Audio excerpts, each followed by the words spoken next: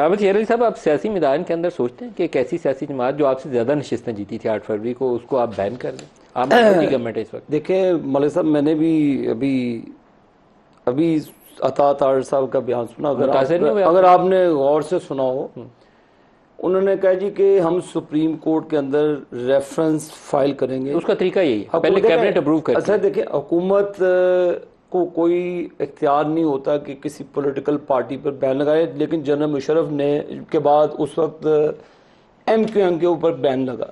उस वक्त ये तमाम कोई पॉलिटिकल पार्टी बशमूल PTI के किसी ने उफ तक नहीं किया।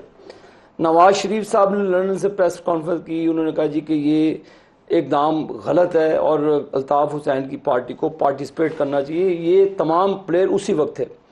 उमर अयूब साहब आज बड़ा चीख रहे हैं। उमर अयूब साहब उस वक्त बैन नहीं हुई रिसेंट पास में। MQM पाकिस्तान के नाम से सिर्फ डॉक्टर फारूक सत्तार की सरबराही में थी, डिस्टिंक्शन हो गई MQM लंदन और MQM पाकिस्तान। किस तरह किसने तोड़ा उनको, किसने इलेक्शन नहीं लड़ने दिया, किस तरह उनकी लीडरशिप को टीवी पे नहीं आने दिया। उसके बावजूद उमर अयूब साहब की आज मैं गुफ्तगू सुन रहा था। उमर अयूब साहब उस वक्त, आप तहरीक इंसाफ को बैन करने की हिमायत करते हैं, मुखालफत करते हैं? सीधा जवाब दें। मैं सर आपको पूरा जवाब दूंगा इसका। अब उमर अयूब साहब बैठे हैं, आपको याद होगा जावेद हाशमी साहब जो इनका हिस्सा रहे हैं। आर्टिकल 6 लगा था जनरल मुशर्रफ के दौर में। 4 साल उस शख्स ने जेल के अंदर काटा। जब उसको फालिज का अटैक भी हुआ, वो जेल में रहा, उसको बाहर नहीं आने दिया गया। आर्टिकल 6 लगाया। क्या जावेद हाशमी साहब ने एक लेटर तकसीम किया जिसकी ये पादाश में ये उमर अयूब वगैरह उसी का हिस्सा थे।